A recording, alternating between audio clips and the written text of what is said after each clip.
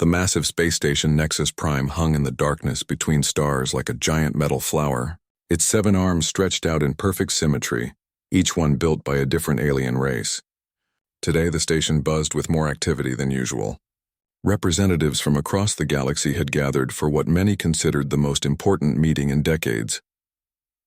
Ambassador Lisa Carter walked through the gleaming corridors, her heels clicking against the polished floor.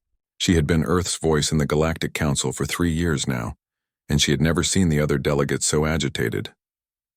The Zenthari moved with quick, nervous steps on their 4 legs. The towering Vorthak spoke in hushed, rumbling tones. Even the peaceful Alluvians seemed troubled, their blue skin flickering with anxious patterns. Lisa knew what this meeting was about. For months, complaints had been pouring in about humanity's rapid military expansion. Every week, Earth launched new warships. Human colonies were fortifying their defenses. The Sol Defense Fleet had grown from 50 vessels to over 300 in just 2 years. The other races were getting scared. The council chamber was a vast circular room with 7 seats arranged around a central hologram projector. Lisa took her place at the smallest seat, the one designed for humans. Around her sat beings who had traveled the stars for thousands of years before humans even invented the wheel. The Zenthari ambassador Clickstar was the first to speak, his translator device converting his chittering sounds into clear English. Fellow council members, we gather today to address a growing threat to galactic peace. The human species has shown alarming aggressive tendencies since joining our council. Their military buildup continues despite our peaceful coexistence. We can no longer ignore this danger. Lisa felt her stomach drop. She had expected criticism, but the word threat hit her like a cold wave. She looked around the chamber, searching for friendly faces. The Alluvian delegate Methara gave her a subtle nod of sympathy, but the others avoided her gaze. The Vorthak representative stood up, his massive frame casting shadows across the room. The humans have increased their fleet strength by 600% in 2 standard years. They have militarized asteroid fields and built weapon platforms around every inhabited world. This is not the behavior of a peaceful species. We have the right to defend ourselves, Lisa said, standing up from her seat. Every species in this council maintains defense forces. We are simply catching up to galactic standards. Clickstar's 4 eyes focused on her with obvious disdain. Catching up? You have surpassed most of our military capabilities. Your newest vessels carry firepower that could level cities. Your Marines train constantly for boarding actions and ground assaults. This is not defense, Ambassador Carter. This is preparation for war. The hegemony representative, a tall being covered in scales, activated a hologram in the center of the room. It showed human space dotted with red markers indicating military installations. Observe the pattern. Every human colony is now a fortress. Every trade route is patrolled by armed vessels. The humans are building an empire, not a civilization. Lisa felt heat rising in her cheeks. We have enemies out there. Pirates attack our merchant ships. Slavers raid our outer colonies. We learned early that the galaxy is not a safe place for the unprepared. And who created these enemies? The crystal-based Synthark delegate's voice rang like broken glass. Your aggressive expansion has pushed into territories claimed by others. Your colonists ignore established boundaries. Your traders undercut local economies with mass-produced goods. The chamber fell silent for a moment. Lisa could hear her own heartbeat in her ears. She had spent years building relationships with these beings, trying to find humanity's place among the stars. Now it felt like everything was crumbling around her. Clickstar stood again, his claws clicking against his seat. We propose a solution. The human species must immediately cease all military expansion. They will reduce their fleet to pre-contact levels within 1 standard year. All fortifications beyond their home system will be dismantled. Human colonies will accept council oversight to ensure compliance. And if we refuse? Lisa asked, though she already knew the answer. Then humanity will face complete isolation from galactic society. All communication channels will be severed. Trade agreements will be terminated. Diplomatic immunity will be revoked. Human vessels will be turned away from all council-controlled space. The Alluvian delegate Methara finally spoke, her voice soft and musical. Surely we can find a middle path. The humans are young and eager. With proper guidance, they can learn to coexist peacefully. Clickstar turned his attention to the blue-skinned woman. They have had 3 years of guidance. Their response has been to build more weapons. How many more chances should we give them? The vote was swift and brutal. 6 races voted in favor of the ultimatum. Only the Illuvians stood with humanity. Lisa watched the electronic tally appear on the chamber's main screen. Each yes vote feeling like a nail in a coffin. You have 72 standard hours to transmit your government's response, Clickstar announced. After that time, if you have not agreed to our terms, the isolation protocols will begin immediately. Lisa left the chamber in a daze. The corridors of Nexus Prime suddenly felt hostile and alien. Beings who had once greeted her warmly now looked away or whispered as she passed. By the time she reached her quarters, the news was already spreading across the galactic communication networks.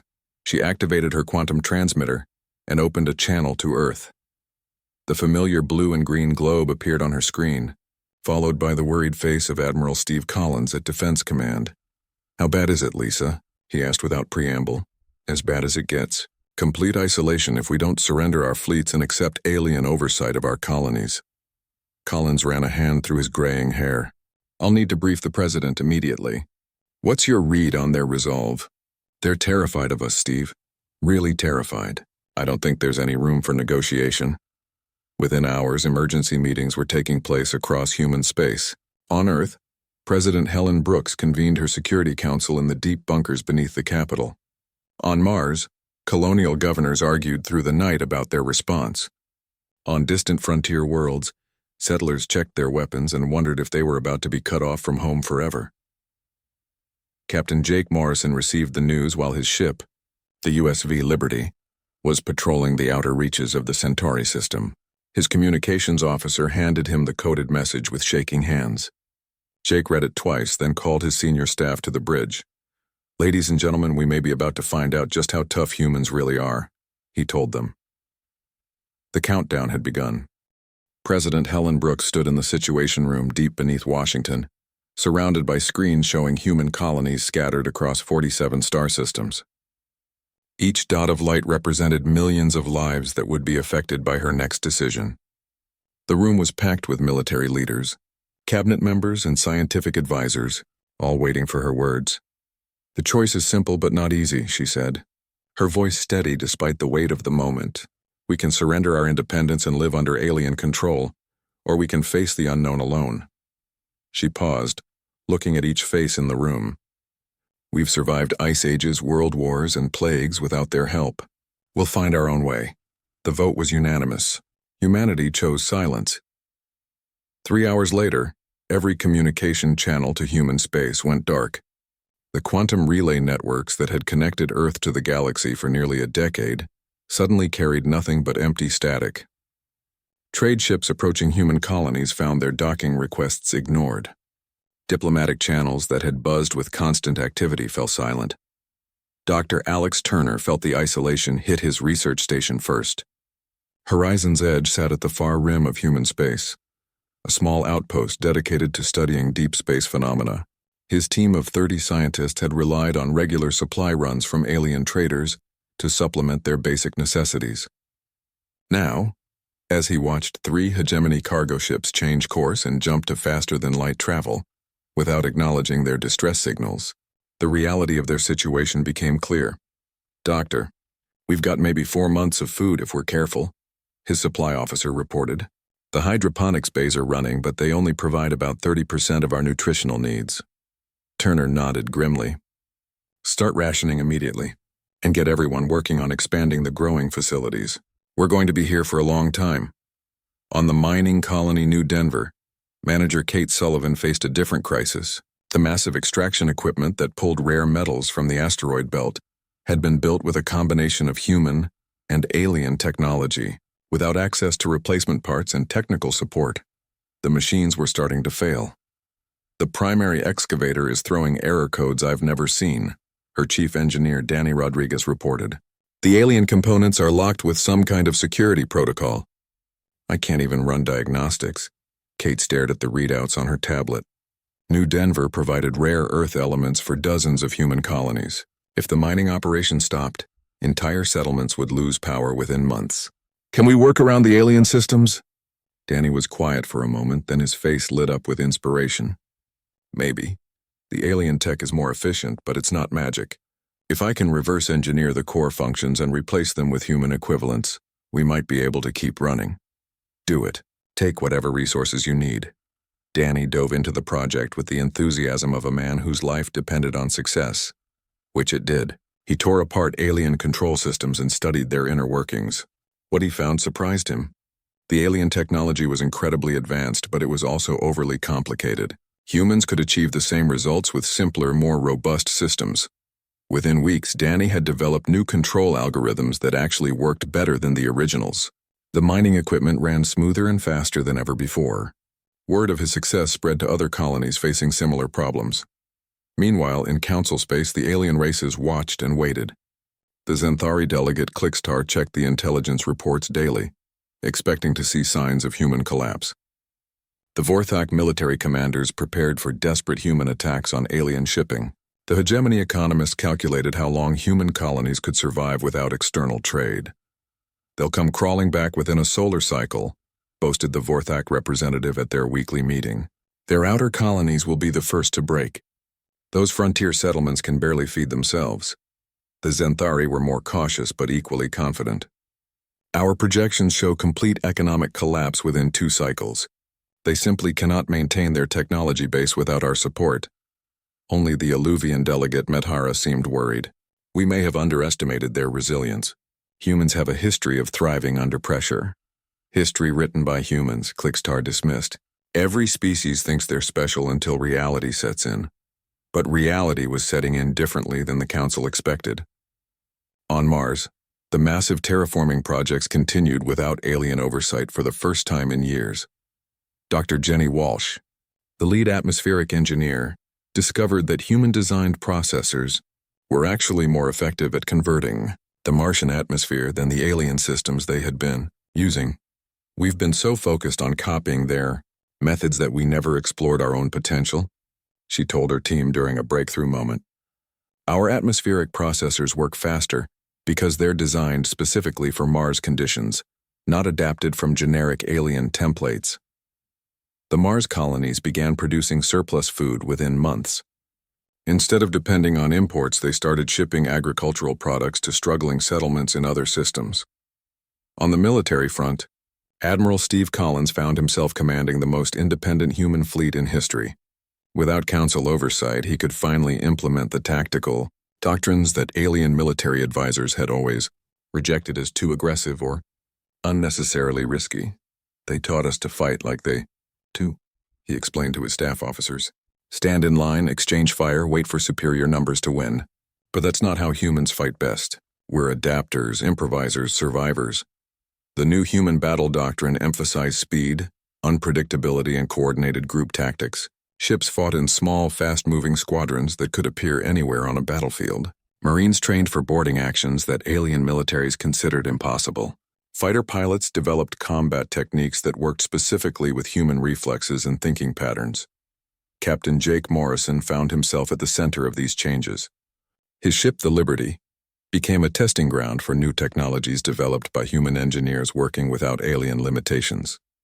The improvements were remarkable. Our new sensor array can track ships through hyperspace, his science officer reported during a routine patrol. The aliens always said that was impossible, but our quantum resonance detectors work just fine.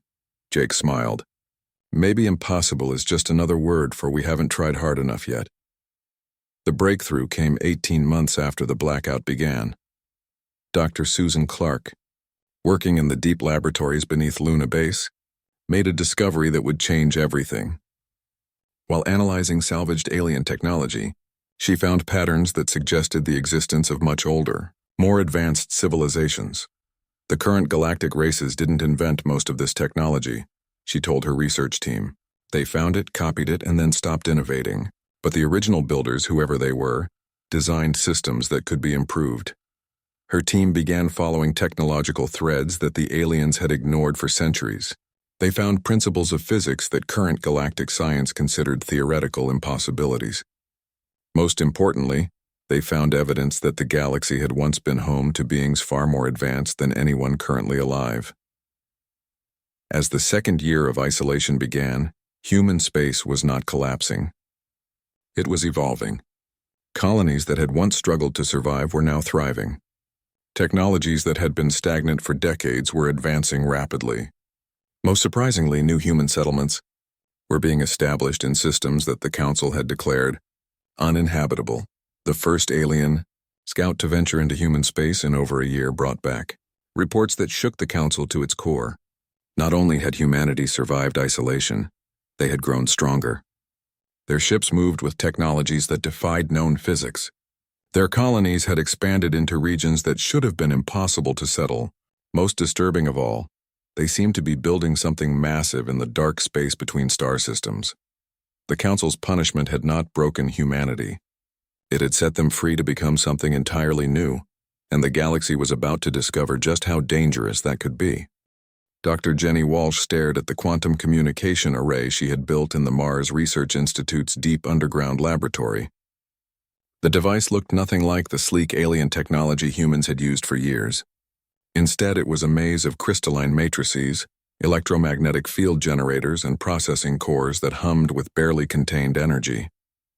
After 18 months of isolation from galactic networks, she had finally cracked the secret of faster-than-light communication without relying on Council infrastructure. "Are you sure this will work?" asked her assistant, backing away from the device as energy readings spiked across their instruments. "Only one way to find out," Jenny replied, activating the transmitter. Instead of sending signals through the galactic relay network that the Council had cut them off from, her system created quantum-entangled particles that could carry information instantly across any distance. The first message went to Earth's Defense Command. Admiral Steve Collins nearly fell out of his chair when the communication came through crystal clear, bypassing every known method of interstellar communication.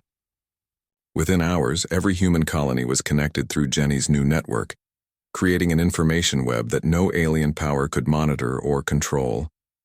But communication was just the beginning.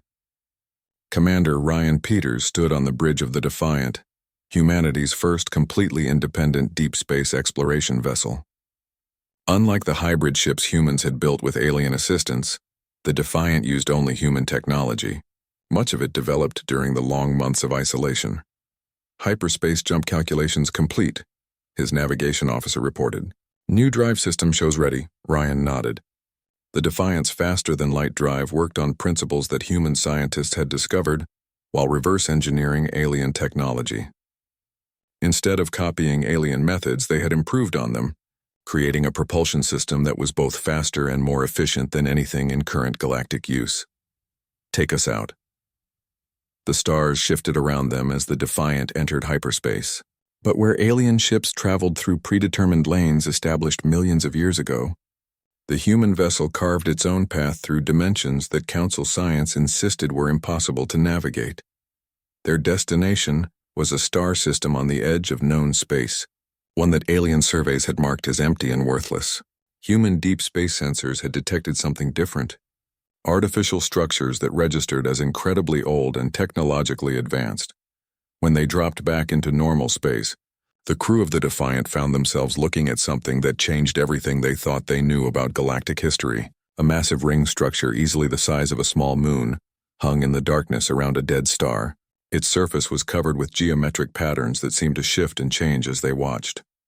"My God," whispered the ship's archaeologist, Dr. Carl Mason. "The energy readings are off the charts. This thing is still active after who knows how many millions of years." Ryan ordered his ship closer, knowing that no Council vessel had ever detected this structure, despite thousands of years of galactic exploration. Human sensors, built without the limitations of alien technological doctrine, had found what others had missed. The first landing team was led by Marine Sergeant Amy Foster, whose squad had trained extensively for exactly this kind of unknown contact situation. As they approached the structure in their landing shuttle, the ancient ring suddenly came alive with light patterns that pulsed in mathematical sequences. "It's responding to us," Dr. Mason said in amazement. "The patterns look like some kind of mathematical progression. Primes, maybe, or geometric relationships." Amy kept her Marines ready for anything as their shuttle docked with what appeared to be a receiving bay that had opened automatically in the ring's surface. The interior was vast and filled with technology that made even the most advanced alien devices look primitive. "Team leader to Defiant," Amy reported over her radio. "We're inside some kind of automated facility. The architecture is unlike anything I've ever seen. Organic curves mixed with crystalline matrices, and everything is covered in symbols that seem to be moving. Dr. Mason activated his recording equipment as they moved deeper into the structure. What they found in the central chamber took their breath away. A massive holographic display showed a three-dimensional map of the galaxy, but not as it currently existed. This map showed stellar positions from millions of years in the past, when the galaxy had been home to a civilization that dwarfed anything that existed today. The predecessors, Mason whispered. They were real. The holographic display responded to his voice, switching to show star charts, technological blueprints, and what appeared to be historical records. Everything was presented in a visual language that human minds could somehow interpret intuitively, as if the system had been designed specifically for their species. Over the following weeks, more human exploration teams arrived to study the ring structure. What they learned revolutionized human understanding of galactic history. The current council races were not the first galactic civilization. They were merely the survivors of a much greater society that had existed millions of years ago. The predecessors had built a galaxy-spanning empire with technology that made current galactic science look like stone tools. But they had vanished suddenly and completely, leaving only hidden ruins like this ring structure behind. The record showed that they had not died out naturally. They had been destroyed by something from outside the galaxy, an invasion force that had swept through known space like a plague. But the predecessors had left more than just historical records. The ring structure contained technological blueprints and scientific principles that were centuries ahead of current galactic knowledge. Even more importantly, it contained a test. A series of challenges that could only be solved by a species with the right combination of intelligence, creativity, and determination. Dr. Susan Clark arrived from Luna Base to lead the scientific analysis team. What she found among the predecessor files changed her understanding of physics itself. The aliens of the current council had found scattered pieces of predecessor technology over the millennia and had built their civilization by copying what they discovered. But they had never understood the underlying principles, never pushed beyond what they had found. They're technicians, not scientists, Susan explained to her research team. They can use predecessor technology, but they can't improve it or adapt it. They've been stagnant for thousands of years because they never learned to innovate. Humans, on the other hand, had been forced to innovate during their isolation. When alien technology failed, they had built better replacements. When alien methods proved inadequate, they had developed superior alternatives. The skills they had learned during 18 months of abandonment made them uniquely qualified to understand and improve upon predecessor science. The first breakthrough came in the field of energy generation. Human engineers, working with predecessor blueprints, developed power sources that could generate more energy than entire star systems. The second breakthrough was in materials science, creating substances that were stronger and lighter than anything previously known. But the most important discovery was yet to come. Deep in the ring structure's databanks, the exploration teams found a warning. The invasion force that had destroyed the predecessors was not a one-time event. It was part of a cycle, a pattern that repeated every few million years. And according to the astronomical calculations stored in the predecessor databases, the next wave was already approaching. The enemy came from the dark space between galaxies, traveling at slower than light speeds but in numbers that dwarfed all galactic civilization combined. They had been traveling for millions of years, and their arrival was imminent in cosmic terms, perhaps only a few centuries away. The predecessors had hidden their most advanced technology and scientific knowledge specifically as a test for their successors.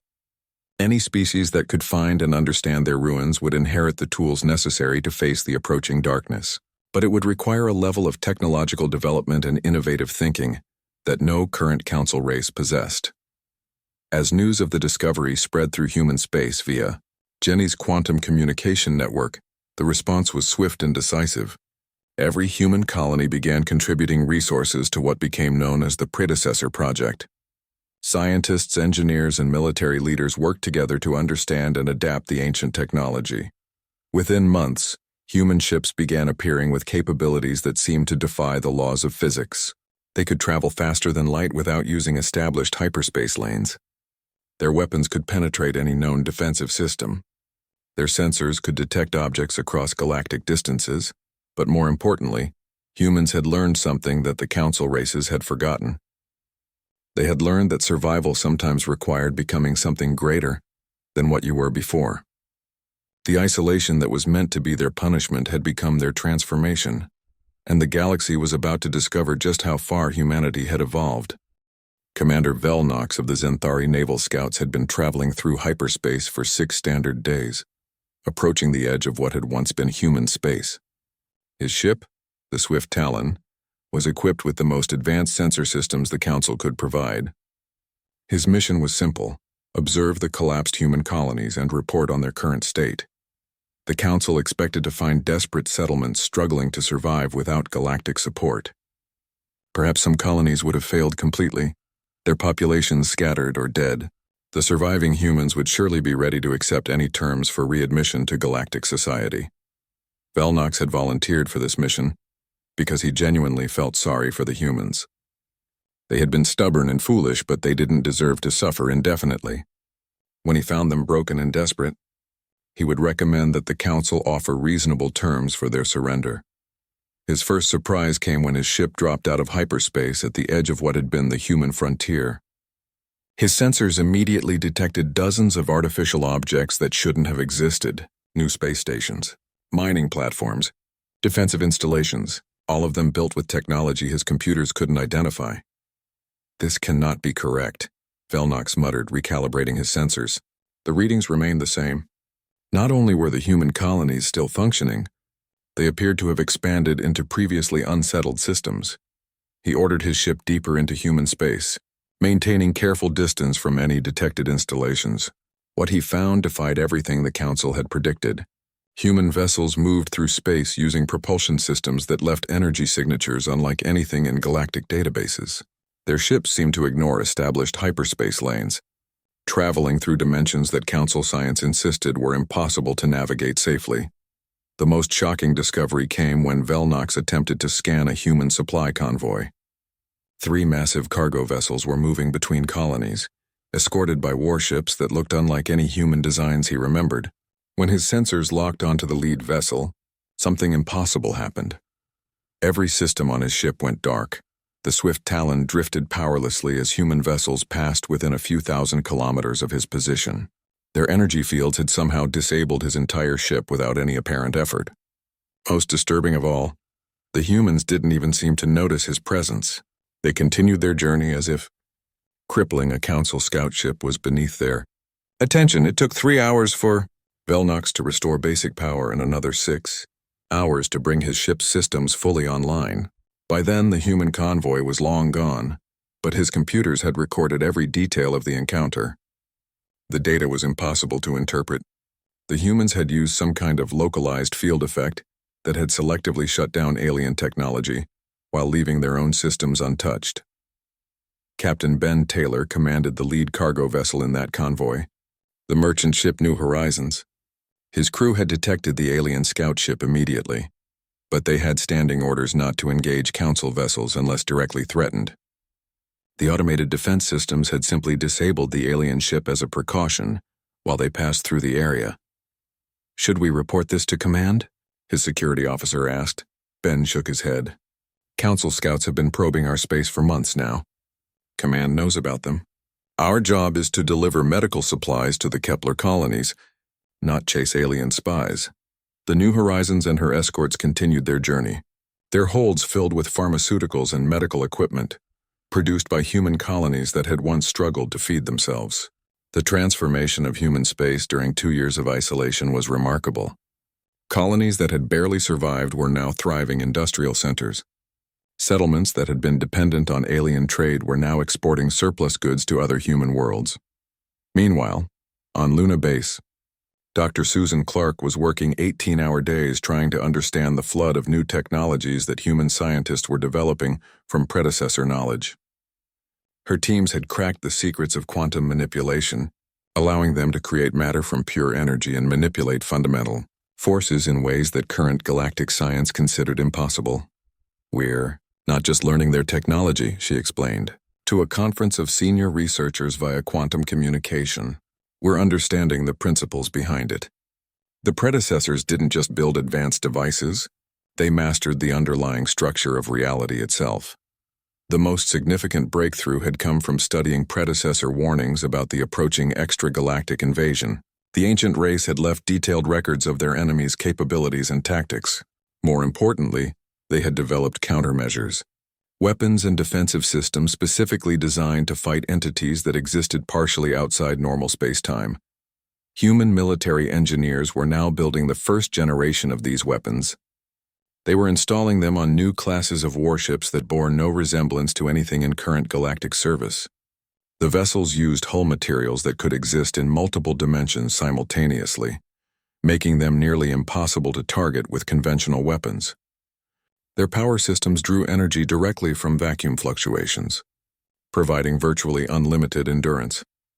But the most revolutionary development was happening in the deep space construction yards that human colonies had built in the void between star systems.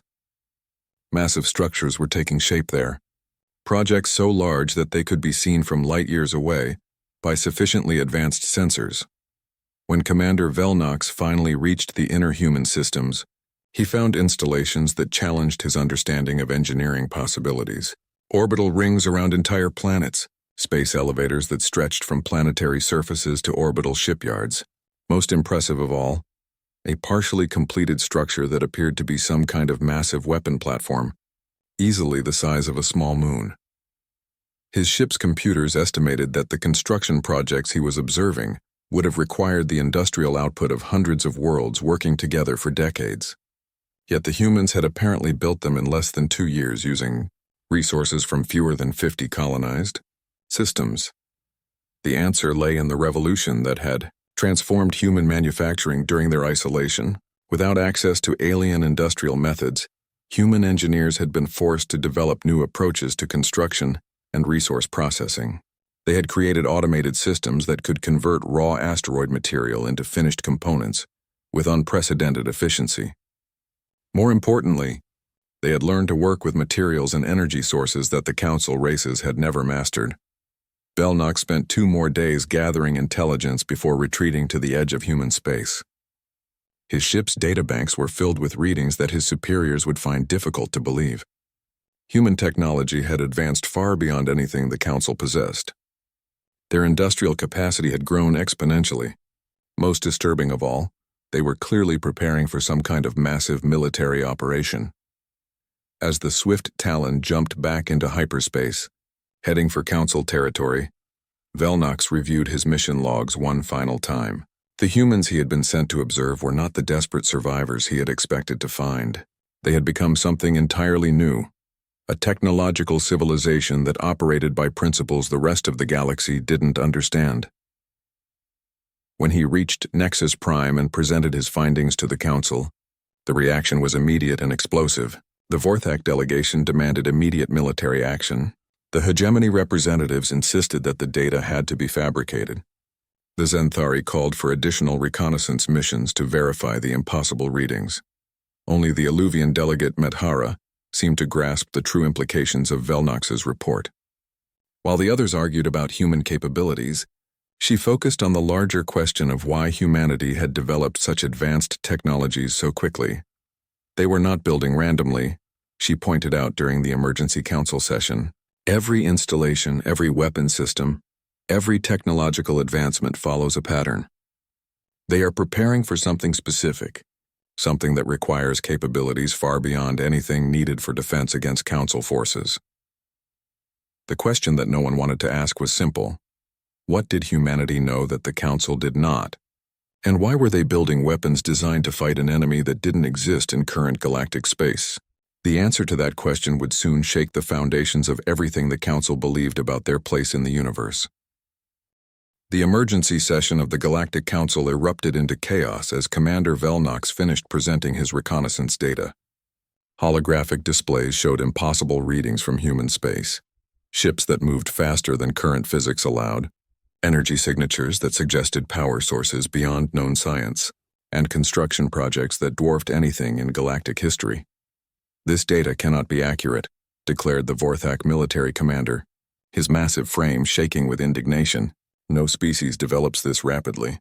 The humans were barely capable of interstellar travel 3 years ago.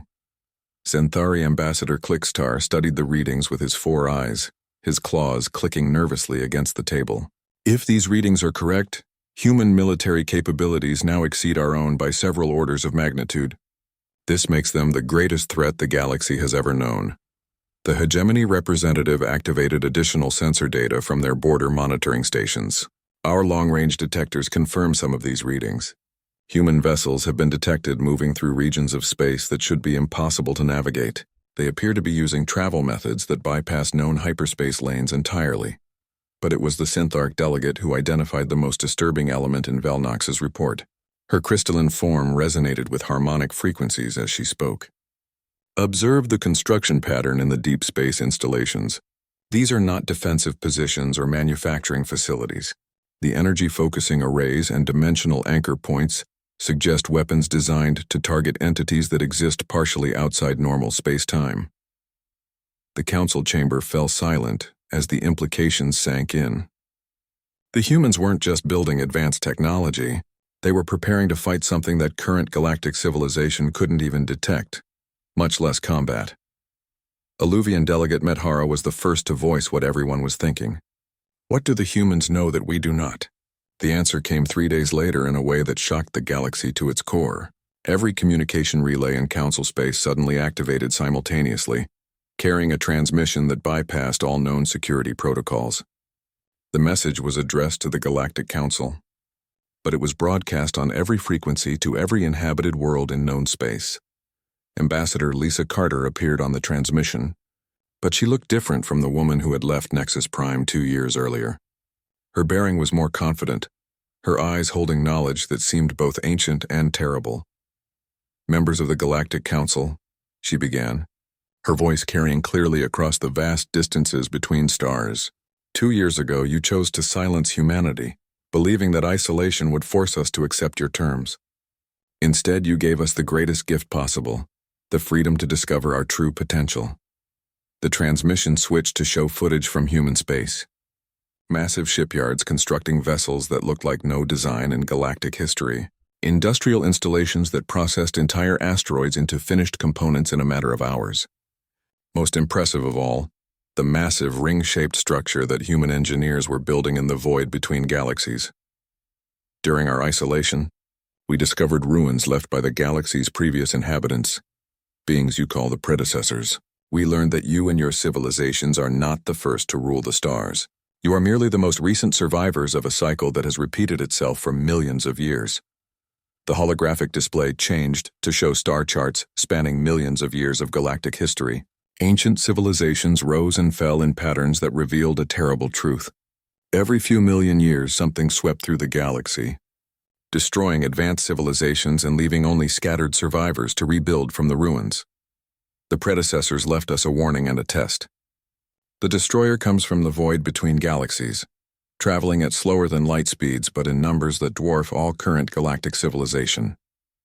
Our deep space sensors have detected their approach. They will arrive within the next 2 centuries.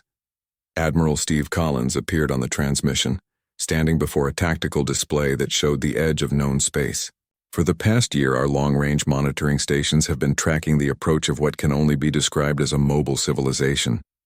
Thousands of artificial structures, each the size of large moons, moving through intergalactic space in perfect formation. The display zoomed in to show detailed sensor readings of the approaching objects. They were clearly artificial, their surfaces covered with what appeared to be weapon systems and industrial installations. The energy readings suggested technology that made even predecessor science look primitive. The entities that built these structures exist partially outside normal space-time, Admiral Collins continued. They can manipulate matter and energy in ways that conventional physics says should be impossible. The predecessors called them the Devourers, because they consume entire civilizations, incorporating their knowledge and technology into their own expanding collective. Lisa Carter reappeared on the transmission. The predecessors hid their most advanced technology, specifically for the species that would eventually face this threat. They designed tests that could only be passed by beings with the right combination of adaptability, innovation, and determination. Humanity has passed those tests. The scene shifted to show human shipyards where vessels were being constructed, using principles that defied current scientific understanding, ships that could exist in multiple dimensions simultaneously, making them nearly impossible to detect or target, weapons that could disrupt the exotic matter states that the Devourers used for their technology, defensive systems that could protect entire star systems from attack. We are not sharing this information to gloat over our technological advantages, Lisa continued. We are sharing it because the coming threat will require the combined efforts of every species in the galaxy. The Devourers have destroyed hundreds of galactic civilizations. They will not hesitate to destroy ours unless we stand together. The transmission ended with coordinates for a meeting location in neutral space, along with detailed specifications for the sensor arrays needed to detect the approaching threat. Within hours, every major government in the galaxy was confirming the readings with their own deep space monitoring systems. The Devourers were real, and they were coming. Captain Jake Morrison stood on the bridge of his new command, the massive dreadnought Retribution. The ship was built using predecessor technology adapted by human engineers, its hull incorporating materials that existed in 11 dimensions simultaneously. Its weapons could fire projectiles that traveled through folded space, appearing instantly at their targets regardless of distance. But the Retribution was just one ship in humanity's response fleet. Hundreds of similar vessels were being constructed in hidden shipyards throughout human space, each one designed specifically to combat enemies that existed partially outside normal reality. "Sir, we're receiving response transmissions from Council Space," his communications officer reported. "The Zinthari want to negotiate an alliance. The hegemony is requesting immediate technical assistance. Even the Vorthak are asking for military cooperation agreements." Jake nodded grimly. The same alien races that had tried to force humanity into submission 2 years ago were now begging for help. The irony was not lost on him, but humanity couldn't afford to hold grudges when the survival of the entire galaxy was at stake. "Signal all responding governments," he ordered.